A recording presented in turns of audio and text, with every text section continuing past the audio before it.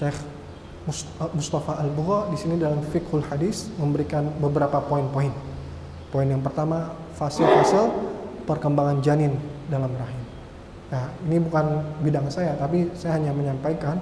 Nah, ini mungkin nanti yang punya basic ilmu kedokteran, bidan, nah, bisa nih memperdalam ini. Contoh, misalnya 40 hadis tentang ilmu kedokteran, 40 hadis tentang ilmu bla bla bla. Itu bisa. Kita pelan-pelan kita cari dalil-dalilnya. Nah, ini salah satu contohnya. Atau 40 hadis tentang sains misalnya, ya kan? Ini kan tidak bisa dibantah. Karena memang Rasulullah itu mutlak kebenarannya. Kalau kita mungkin bisa bersalah gitu. Yang jadi pertanyaan mungkin saya persingkat aja ya. Saya persingkat. Jadi kita sering dengar bahwa ada yang namanya qada itu tetap, tapi juga ada qada yang bisa berubah, ya kan? Ada nggak takdir yang bisa berubah? Ada yang takdir yang tetap. Simple. Jadi qada itu ada dua. Namanya ada qada mubram, ada qada mu'allaq. Qada mubram ini yang tetap, qada mu'allaq ini yang berubah-berubah. Contoh qada tetap, hidup mati, ya. Nah, qada mu'allaq ini, nah kita nanti doa, mati kita seperti apa, hidup kita ini nanti bagaimana.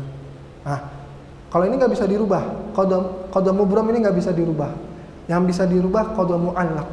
Nah, disinilah doa-doa kita. Kadang dengan sedekah, dengan apa. Nah, di sini kita ranahnya kita itu di sini, gitu. Ya. Kadang mungkin bilang, qadarullah karena saya bersedekah akhirnya saya diselamatkan oleh Allah dari kecelakaan. Nah, inilah qada mu'allaq. Disinilah ranah kita berdoa sama Allah supaya bisa berubah takdir kita. Kalau ini udah nggak bisa berubah, qada mubram mutlak udah nggak bisa berubah. Kamu hidup mati udah selesai. Nah, tapi di sini kita bisa berubah. Hidup kita itu gimana? Mati kita itu gimana? Ya kan? Di sini ranah kita di sini. Ya, di qada mu'allaq. Ya, makanya kadang ada yang bilang, enggak, takdir kita nggak bisa berubah, takdir kita bisa berubah. Nah, cara menjembatani kedua pendapat tersebut di sini. Ada namanya qada mubram, ada namanya qada mu'allaq. Qada mubram sama sekali nggak bisa berubah, qada mu'allaq bisa berubah dengan doa, dengan sedekah, dengan mungkin dengan yang lain-lain juga. Ya, gitu. Nah, dan mungkin ya kita membiasakan. Jadi di Damaskus itu ada Ibnu Taimiyah, ada Ibnu Qayyim Al-Jauziyah, ada Imam Nawawi, ada Ibnu Katsir, ada Ibnu Zahabi, ada Imam Ibnu Rajab Al-Hambali. Itu semua di Damaskus, ulama-ulama hebat. Nah, di sini Syekh Bugha mengutip salah satu doa, Allahumma musarrifal qulub, sarrif qulubana ala ta'atik. Ya, kalau yang biasa kita doa, Allahumma ya muqallibal qulub, tsabbit qalbi ala dinik. Ini kita berdoa sama Allah supaya apa? Di penghujung akhir kita ini husnul khotimah, ya. Nah, di sini maksud saya kita mulai membiasakan doa tersebut. Sekelas Imam Ibnu Taimiyah, sekelas Imam Ibnu Qayyim, mereka juga punya wirid doa-doa tersendiri. Misalnya Imam Ibnu Qayyim atau Imam Ibnu Taimiyah punya sebelum sholat subuh beliau punya Ya Hayyu Ya Qayyum bi rahmatika astaghits, dibaca 40 kali. Itu ada di kitab Madarijus Salikin. Guru saya kata Imam Ibnu Qayyim, yaitu Syekh Ibnu Taimiyah, biasa membaca doa-doa tersebut. Nah, inilah kita kira-kira punya doa apa yang bisa memotivasi kita, yang bisa mempermudah kita nanti supaya mendapatkan husnul khotimah. Nah, saya kira doa-doa ini yang sangat ampuh. Ya muqallibal qulub, tsabbit qalbi ala dinik, dan ini dinukil oleh Syekh Bugha. Yang kedua, Allahumma musarrifal qulub, sarrif qulubana ala ta'atik. Ya Allah yang membolak-balikan hati kita, teguhkanlah hati kita dalam ketaatan kepadamu. Ya. Jadi hadirnya kita di sini, hadirnya saya di sini itu karena rahmat Allah, karena curahan rahmat Allah. Kalau bukan karena rahmat Allah, mungkin kita di jalan, ya mungkin kita dengan kesibukan yang lain. Karena rahmatnya Allah lah kita bisa hadir datang ke majelis ini. Kira-kira seperti itu ya. Nah, selanjutnya hadis yang kelima. An Ummil Mukminin Ummi Abdullah Aisyah radhiyallahu taala anha qalat qala Rasulullah sallallahu alaihi wa alihi wa sahbihi wasallam man ahdatha fi amrina hadha ma laysa minhu fahuwa raddun. Dari Ummul Mukminin Ummu Abdullah Aisyah radhiyallahu taala anhum, ia berkata bahwa Rasulullah sallallahu alaihi wa alihi wa sahbihi wasallam bersabda, siapa saja yang mengada-ngada dalam perkara agama kami ini sesuatu yang bukan bagian darinya, maka ia tertolak. Dalam riwayat Muslim yang lainnya disebutkan, siapa saja yang mengerjakan suatu amalan yang tidak ada keterangannya dari kami, maka ia ditolak. Hadis riwayat Bukhari dan Muslim. Nah, inilah pentingnya kita ketika melakukan suatu amalan. Memang ketika kita tahu sholat duha itu baik, kita lakukan sholat duha. Tapi ketika kita tahu dalilnya, itu lebih baik, ya, lebih baik. Kenapa? Karena pertama, kita mengamalkan sunnah Nabi. Yang kedua, kita menerapkan untuk diri kita sendiri. Yang pertama, yang lain bisa untuk orang lain. Kita bisa mengajak orang lain. Nah, ini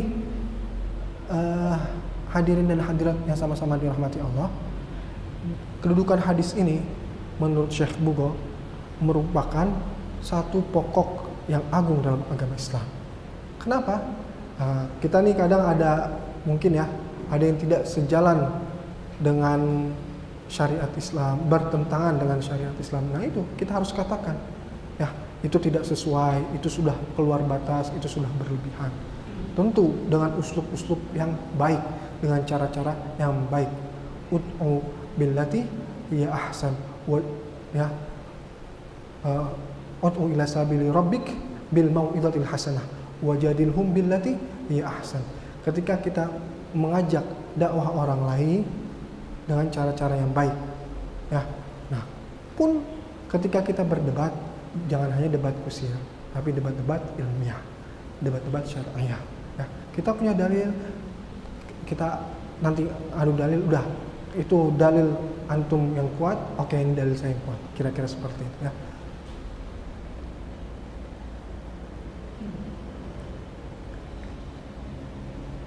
Nah memang ya, jadi kalau di dalam Al-Muwafaqat Imam Syatibi yang namanya bid'ah ya bid'ah, tapi Imam Syafi'i punya pendekatan lain, yaitu ada bid'ah hasanah, ada bid'ah mazmumah. Nah ini kita mau ada yang di mana? Yang seperti Imam Syatibi atau Imam Syafi'i. Ya, jadi kita harus sama-sama menghormati. Jadi Imam Syafi'i menganggap yang namanya bid'ah ya bid'ah, jelek semua. Tapi Imam Syafi'i berpendapat lain, enggak. Bid'ah itu berpotensi baik, berpotensi buruk. Ya. Yang contoh bid'ah yang baik apa? Ketika al-jama' fil Quran. Dulu kan Al-Quran itu ada dalam siwalan-siwalan, ada dalam pelepah-pelepah. Nah itu dikumpulkan. Nah itu contoh bid'ah yang baik. Pun juga ketika sholat qiyamul Ramadan, maka Sayyidina Umar bilang, ni'matul bid'ah hadhihi.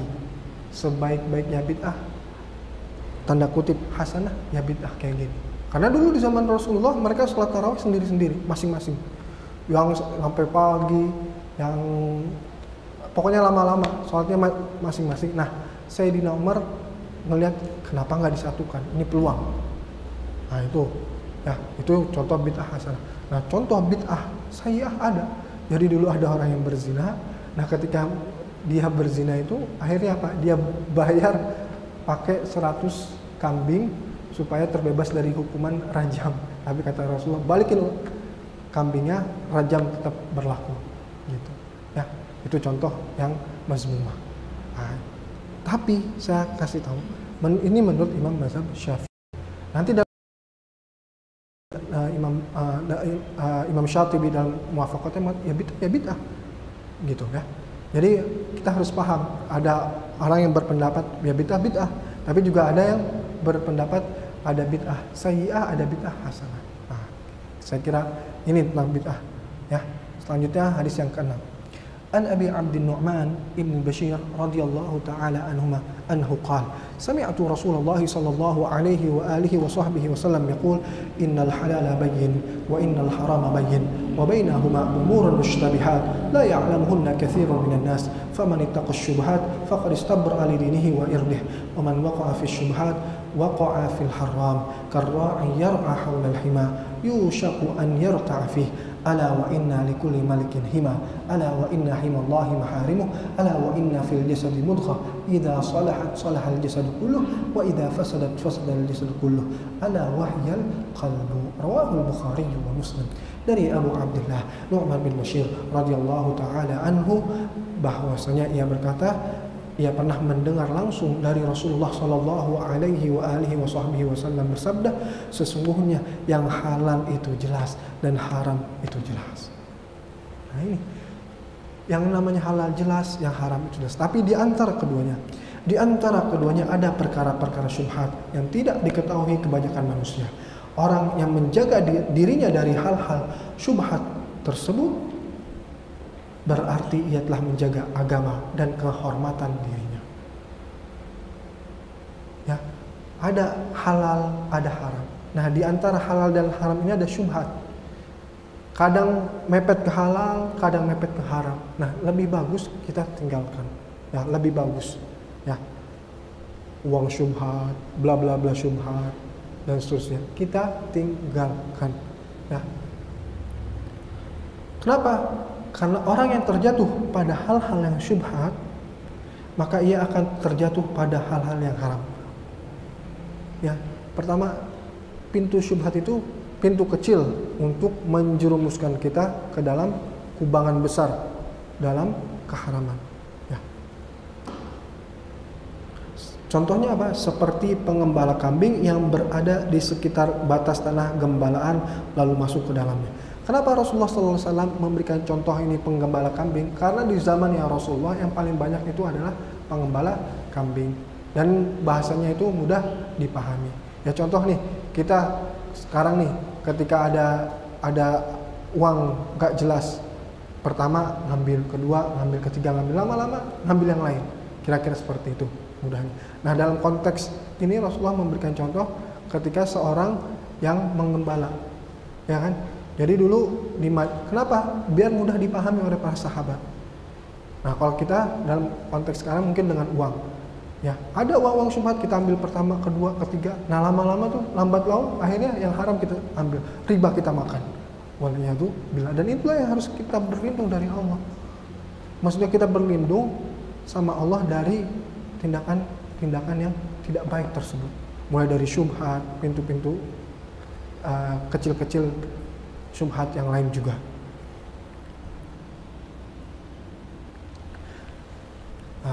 Apa kata Rasulullah? Apabila segumpal daging tersebut baik, maka baik tubuhnya. Dan apabila daging segumpal itu buruk, maka tubuhnya akan buruk. Coba kita, ya, kalau kita konsumsi daging yang baik, asupannya untuk tadi kita niatkan untuk taqarruban ilallah, semakin memperdekatkan diri kita kepada Allah, insya Allah itu akan menjadi baik. Tapi ketika kita mengonsumsi daging-daging yang mungkin ketika menyembelihnya tidak menyebut nama Allah, mungkin daging itu daging syubhat, mungkin daging itu daging bla bla bla yang tidak halal atau haram, nah itu akan merusak tubuh kita. Ya, nah ini menarik. Jadi saya dulu tuh ketika di sana pernah ditanyain, Ustadz gaji saya banyak, tapi ini sebenarnya kisah Imam Syafi'i. Jadi Imam Syafi'i itu pernah didatengin seorang, dan orang ini gundah gelana ketika menerima gaji besar. Ternyata apa? Gaji besarnya itu tercampur dengan dana syubhat. Nah akibat dana syubhat tersebut, hidupnya itu lontang-lantung, nggak tenang. Mungkin secara material terpenuhi, tapi hidupnya nggak tenang. Apa kata Imam Syafi'i? Kalau gaji kamu seharusnya 50 juta, kurangin jadi 40 juta. Akhirnya 40 juta dikurangi. Terus si penanya ini datang lagi ke Imam Syafi'i. Syekh atau Imam Syafi'i, saya udah mendingan hidup saya. Tapi kata Imam Syafi'i, ya udah kurangin lagi. Terus. Kenapa? Karena yang dari 10 juta tadi itu, itulah uang syubhat. Dan itulah yang mengganggu ketenangan hidup dia. Yang berbahaya. Itu. Terus dikurangin sampai mentok kira-kira ya bahasa sekarang mungkin 20 juta. Nah ketika udah megang 20 juta, si orang ini hidupnya tenang, plong, kata Imam Syafi'i. Nah itulah hak kamu. Jadi seharusnya kamu dapat 20 juta, tapi kamu malah ngambil uang syubhat yang 30 juta dan uang itu tidak membuat kamu berkah, akhirnya hidup kamu tidak tenang. Nah ketika uang itu dikikis, dihabisin oleh kamu, nah hidupnya berantakan. Nah ketika dihabisin sesuai dengan porsi gajinya hanya 20 juta, hidupnya menjadi berkah. Itu pernah kejadian di dalam kisahnya Imam Syafi'i. Nah, ini hadis ke-7. Ya. Hadis ke-7. Ad-dinun nasihah. Ada yang mau baca? Siapa yang mau baca ad-dinun nasihah? Apa-apa, ayo silakan.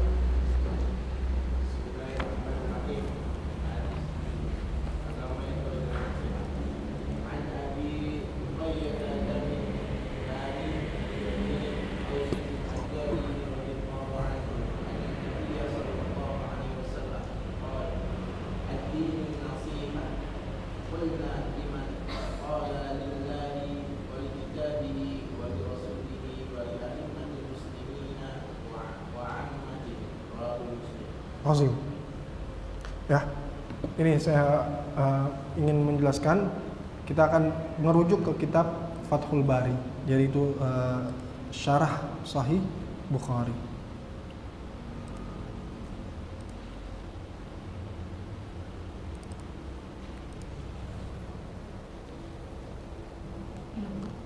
Di dalam jilid pertama, ya, karya Imam Ibnu Hajar Al-Asqalani. Dan ini udah ditahqiq oleh Syekh bin Baz, ya. Nanti kita cari hadisnya, ad-dinun nasihah. Nah, ini 254, halaman 254. View.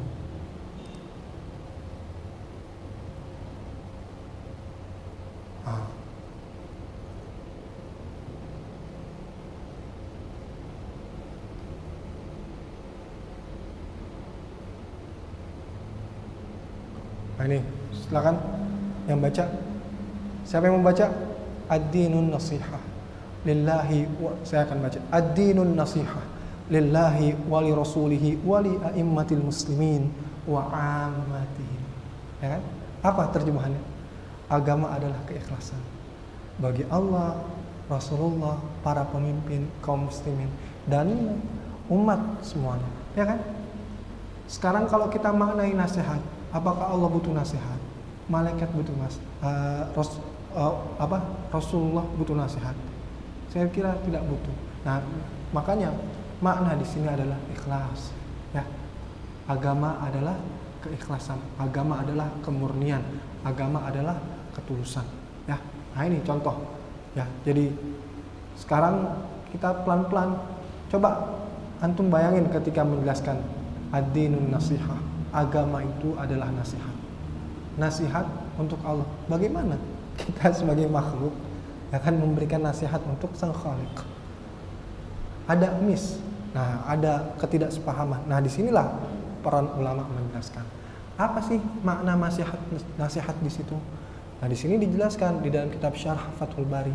Makna nasihat di situ adalah ketulusan. Nah, contohnya di dalam Al-Qur'an, idza nasahullah wa rasulih. Apabila mereka berlaku ikhlas kepada Allah dan Rasulnya, ya. Nah, di sini nanti dijelaskan, ya, ad-dinun nasihah.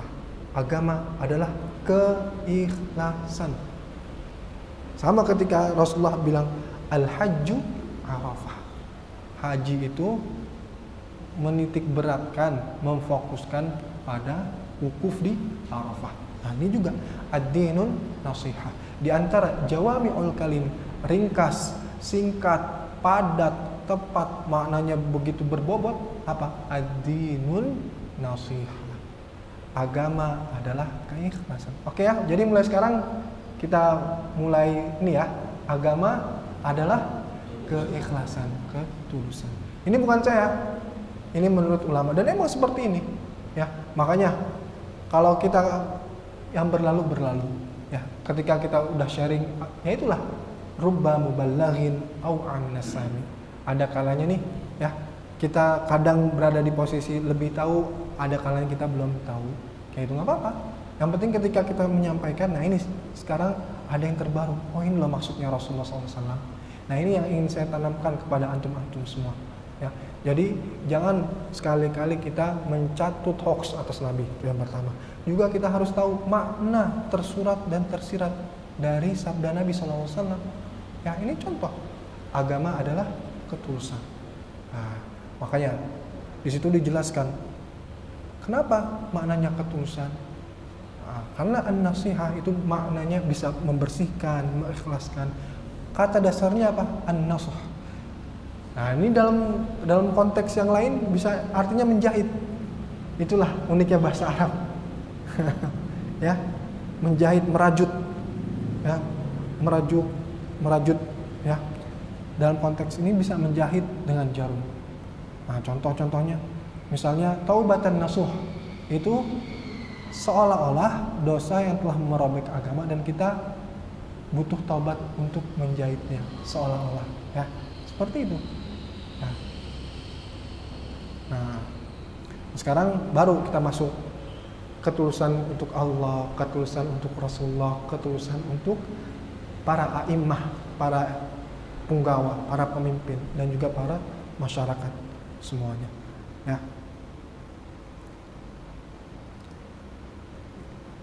Bagaimana caranya? Nah, di sini dijelaskan. Ya memang ya.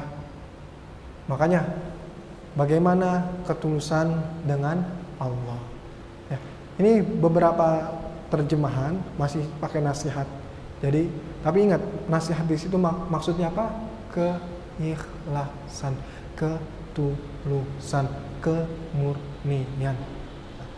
Kalian bisa merujuk, antum bisa merujuk, ada di kitab Fathul Bari halaman 255 Syarah Sahih Bukhari ya, karya Ibnu Hajar Al-Asqalani yang diteliti oleh Syekh Abdul Aziz Abdullah bin Baz ya, itu biasa ya. Nah, di sini tulus dengan Allah kita tahu caranya ya. Tadi yang awal banget ibadatul ahrar. Udah kita ibadah ya ibadah aja.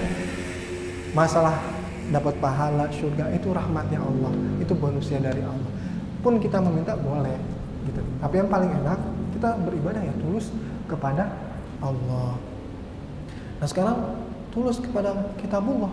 Kita mengamalkan apa-apa yang ada di Al-Qur'an. Ya. Tulus kepada Rasulullah, kita meneladani Rasulullah. Laqad kana lakum fi Rasulillahi uswatun hasanah.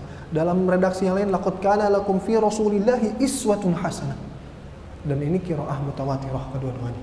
Yang satu uswatun hasanah, yang kedua iswatun hasanah. Jadi kalau antum nanti belajar ilmu qiraat, dua-duanya warid, dua-duanya diriwayatkan oleh Rasulullah. Ini memotivasi antum. Ya, jadi Imam Bukhari di dalam Sahih Bukharinya meriwayatkan kedua-duanya, uswatun hasanah dan iswatun hasanah. Ya, dan itu qiraah mutawatirah. Ya, dua-duanya maknanya sama, cuman cara bacanya aja yang berbeda. Ya, laqad kana lakum fi Rasulillahi uswatun hasanah. Dalam qiraah yang lain iswatun hasanah. Nah, ya, itu cara tulus kita kepada Rasulullah. Ya, kenapa? Karena jadikanlah Rasulullah ini idola kita. Ya. 100%, 90%, 80% atau setidak-tidaknya 51%. Ya, tapi paling bagus full 100% kita mengidolakan Rasulullah SAW. Kenapa? Yaitu dalam sisi Rasulullah SAW itu ada suri tauladan yang baik. Apapun itu. Tadi sholat Rasulullah sampai bekak. Padahal Rasulullah sudah diampuni dosanya, baik itu sebelum dan sesudah. Ya kan? Bagaimana ketika Rasulullah bersedekah di bulan Ramadan? wa kana sallallahu alaihi wa alihi wa sahbihi wasallam ajwadu ma yakun fi Ramadan. Rasulullah di bulan Ramadan ini jor-joran ketika bersedekah, ketika membayar zakat, ketika bagi-bagi THR, bagi-bagi uang. Ya, bayangin bapak-bapak dan ibu-ibu yang sama-sama dirahmati Allah. Ya, saya ulang, Rasulullah itu punya 2,2 ton emas dan beliau hidupnya bersahaja. Antum kebayang gak?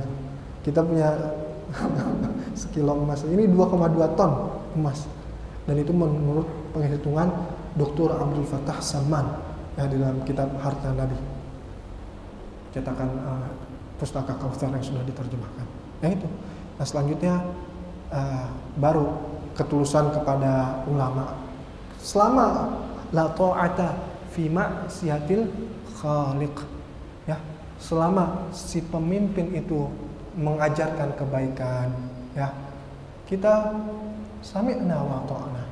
Tapi jangan lupa Imam Nawawi ini juga selain amar ma'ruf juga nahi mungkar, ya, mencegah keburukan. Itu penting. Bagaimana ketika Imam Nawawi tidak setuju dengan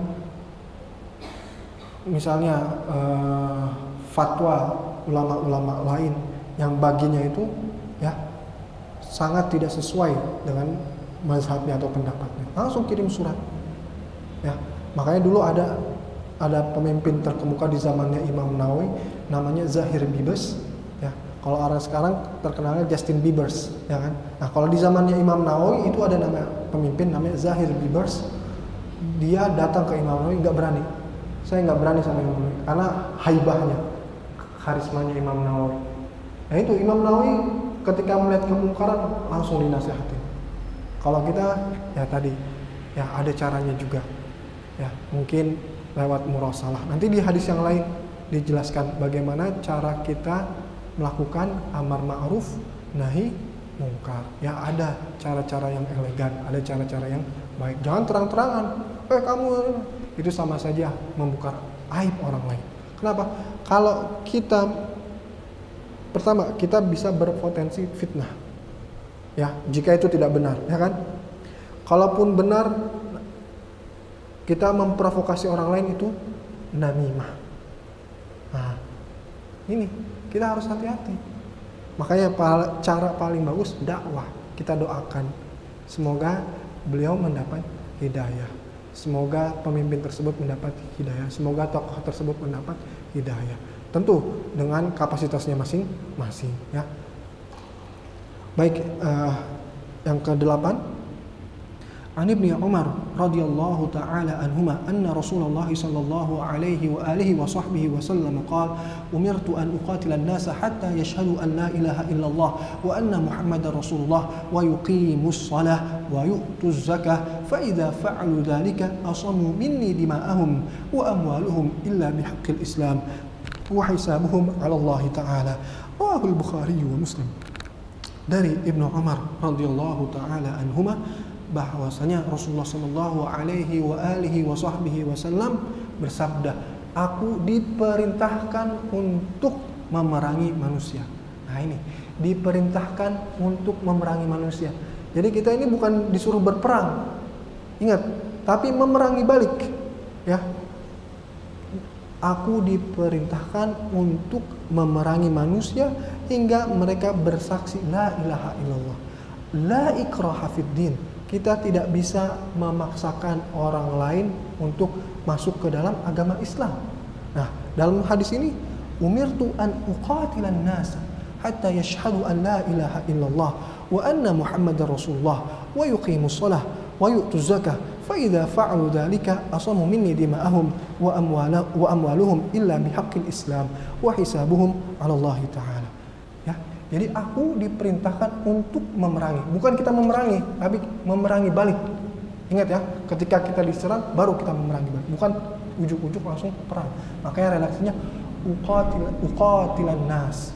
Nah, sehingga manusia bersaksi bahwa tiada Tuhan yang pantas disembah selain Allah, dan sesungguhnya Nabi Muhammad adalah utusan Allah. Melaksanakan sholat, membayar zakat, sama tuh diulang-ulang terus tuh. Kenapa? Kenapa diulang-ulang?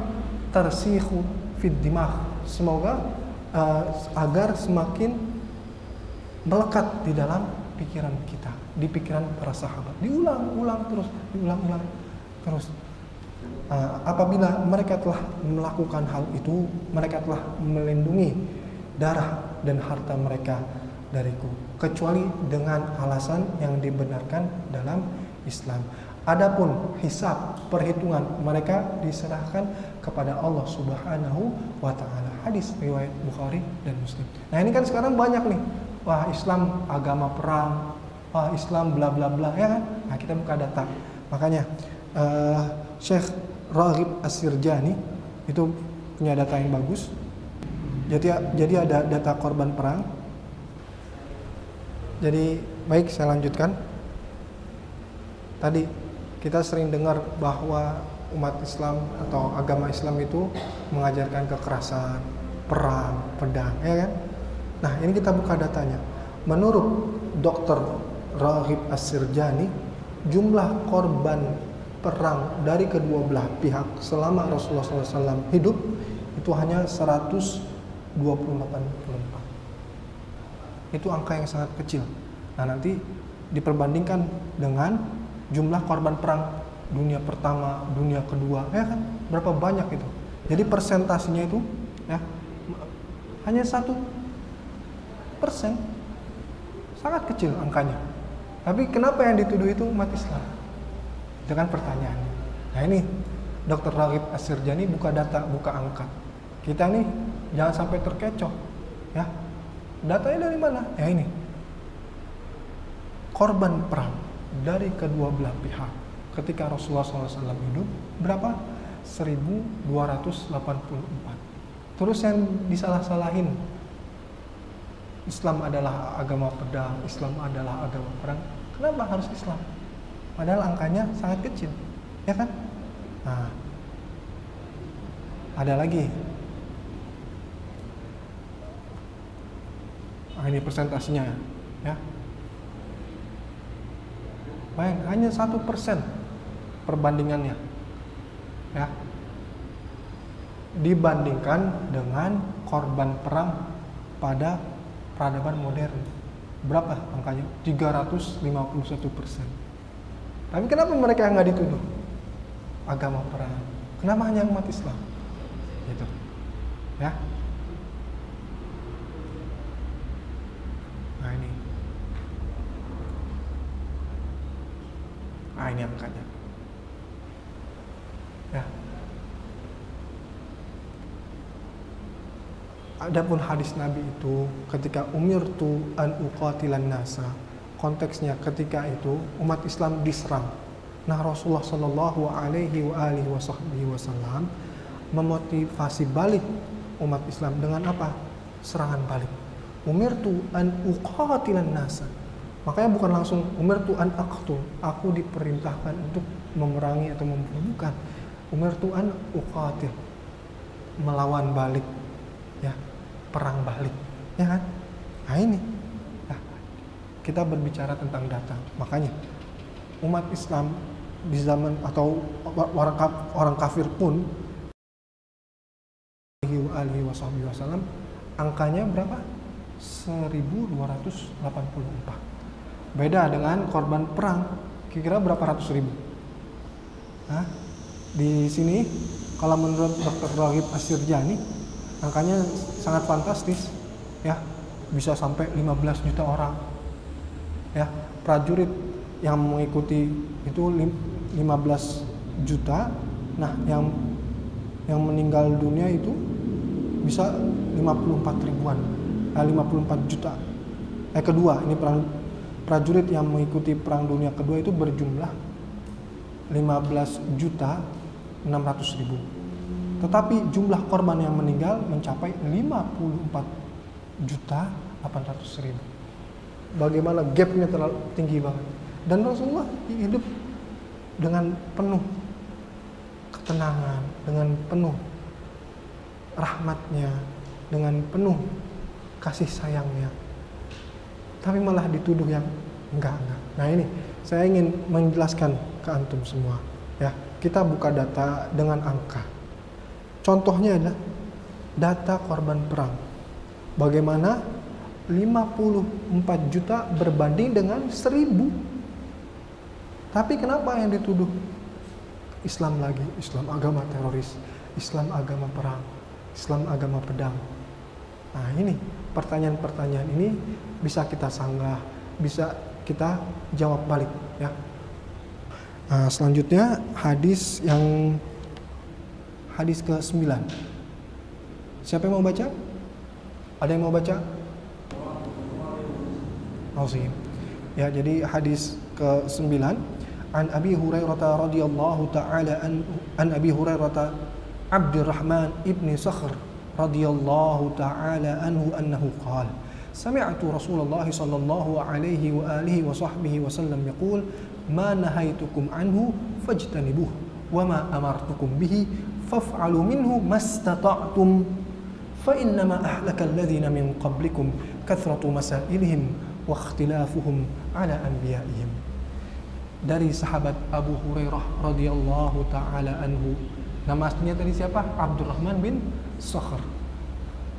Bahwasanya beliau berkata, aku pernah mendengar Rasulullah sallallahu alaihi wa alihi wasallam bersabda. Ingat hadisnya sahih riwayat Bukhari dan Muslim.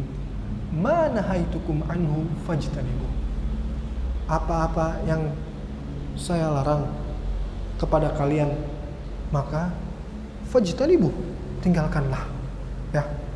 Wa ma amartukum bihi, dan apa-apa yang saya perintahkan, faf'alu minhu mastata'tum, kalian taati, kalian ikuti semampu kalian, sebisa kalian. Fa innama ahlakal ladzina min qablikum kathratu masailihim. Hancurnya, binasanya umat-umat terdahulu. Kenapa? Karena banyaknya permasalahan. Wa ikhtilafuhum ala anbiya'ihim.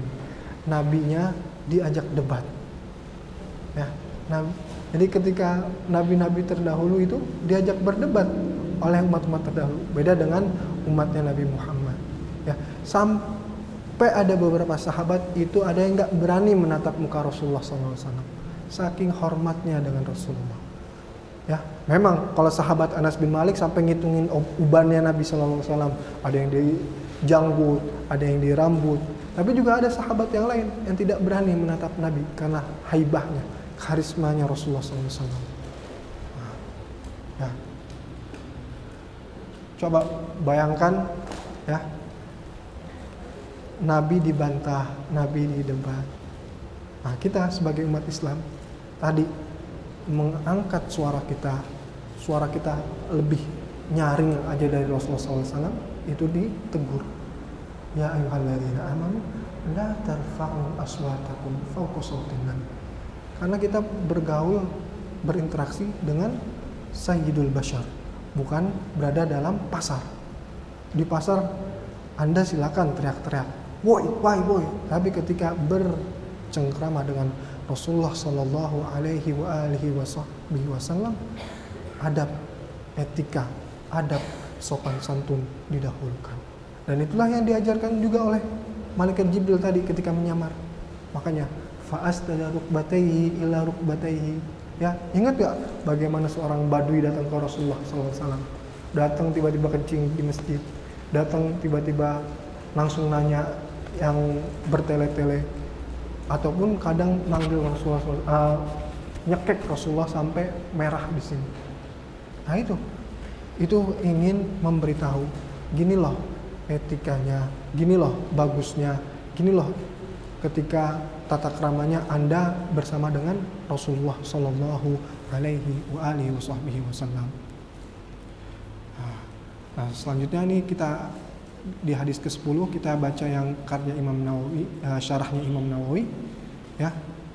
Allah Subhanahu wa taala itu zat yang maha baik, tidak menerima kecuali yang baik-baik ya. Ini yang harus kita garis bawahi. Makanya hadirin dan hadirat yang sama-sama dirahmati Allah, Abu Hurairah radhiyallahu taala anhu berkata, Rasulullah sallallahu alaihi wa alihi wasallam bersabda, sesungguhnya Allah itu baik, tidak menerima kecuali yang baik, dan sesungguhnya Allah Subhanahu wa taala memerintahkan kepada kaum mukminin seperti apa yang diperintahkan kepada para rasul. Allah Subhanahu wa taala berfirman, wahai para rasul, kulu, makanlah dari makanan yang baik-baik, ya, dan kerjakanlah amal saleh. Sungguh aku maha mengetahui apa yang kamu kerjakan. Nah, ini salah satu kunci kita supaya sukses dalam beribadah. Kita mengonsumsi yang baik, halalan thayyiban. Ada kalanya mungkin kita macet nih dalam beribadah atau senang berbuat maksiat. Nah, itu kita bisa muhasabah. Jangan-jangan konsumsi yang kita makan kurang baik. Nah, tapi di sini ya ditekankan, apabila kamu mengonsumsi makanan yang baik, itu akan menghasilkan ibadah-ibadah yang soleh, yang baik. Soleh itu maknanya tidak melulu soleh, tapi baik. Makanya Anda nanti kalau umroh, kalau haji, itu ada tulisan ma solihun lisyurb, air ini boleh, baik, bagus dikonsumsi.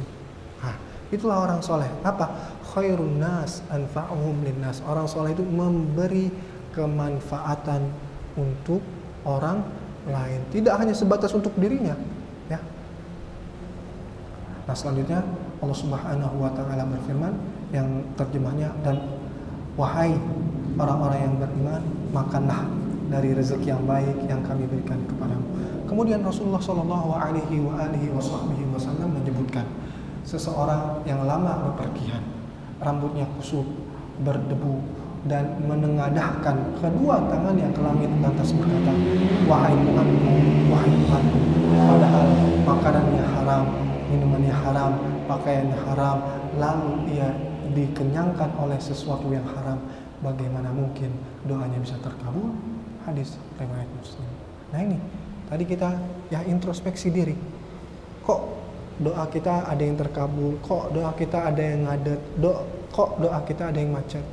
Bisa jadi ya makanan kita, pakaian kita, minuman kita, ataupun redaksi doa kita. Ya, kita ketika berdoa dengan Allah Subhanahu wa taala, gunakan redaksi-redaksi yang baik, ya. Jangan maksa. Nah, dan itulah yang diajarkan Rasulullah. Nah, contohnya nanti di sini bagaimana Rasulullah Shallallahu Alaihi Wasallam berdoa. Ini doa yang sangat indah, saya kira. Allahumma inni as'aluka bismika tahir at-tayyib al-mubarak al-ahabbi ilaik alladhi idza du'ita bihi ajabta wa idza su'ilta bihi a'taita wa idza turhimta bihi rahimta wa idza tufrijta bihi farrajta. Jangan berdoa, ya Allah, kalau nggak dikabulin tolong kabulin, jangan seperti itu. Ya, kita berdoa dengan redaksi-redaksi yang baik. Ya Allah, sesungguhnya aku memohon kepadamu dengan perantara namamu yang suci, baik, penuh berkah, paling engkau sukai, yang apabila engkau diminta dengannya, engkau kabulkan, engkau dimohon dengannya, engkau penuhi, engkau dimohon kasih sayangmu, engkau berikan, dimohon untuk memberikan jalan keluar suatu kesulitan yang sedang dihadapi, engkau berikan. Lihat, doanya Rasulullah SAW enak. Coba kalau doanya bikin enak, gimana mau dikabulkan? Itu yang pertama. Pakaiannya juga ada unsur mungkin hasil riba, mungkin hasil gosok, mungkin hasil yang lain-lain. Minumannya juga, ya. Jadi kita harus memperhatikan itu semua. Makanya nggak heran ulama-ulama salaf dulu itu mereka semuanya serba sendiri, masak sendiri, nanam sendiri, nyembelih sendiri, ya. Ya makanya juga sendiri. Seperti Imam Nawawi. Jadi Imam Nawawi ini dia tidak menikah. Syekh Abdul Fattah Abu Ghuddah itu dalam kitab Al-Ulama Al-Uzzab, ulama-ulama yang menjomblo sepanjang hidupnya, tidak terbesit untuk menikah. Salah satunya siapa? Imam Nawawi. Ya, kenapa? Karena saking sukanya menulis, ya, saking gemarnya menulis, gemar mengaji, gemar mengkaji, fokus, nggak terpikirkan lagi masalah-masalah yang tentang istri, tentang anak, ya. Nah, tetapi tetap kita yang mempunyai istri, yang mempunyai anak, belajar bagaimana mendidik anak. Ada kitab-kitab tentang property parenting. Bagaimana sih Rasulullah itu mendidik anak-anaknya?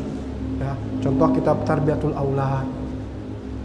Di situ dikupas tuntas bagaimana cara kita memperlakukan istri, memperlakukan anak laki-laki, memperlakukan anak perempuan, dan itu sudah dibahas tuntas oleh ulama. Nah, ini ru'usul aqlam, poin-poinnya aja yang saya sampaikan. Namun yang juga harus diperhatikan adalah doa yang baik, redaksinya juga yang baik, ya. Ini contoh doanya Rasulullah, ya. Dan hadis tersebut ada di dalam kitab Ibnu Majah.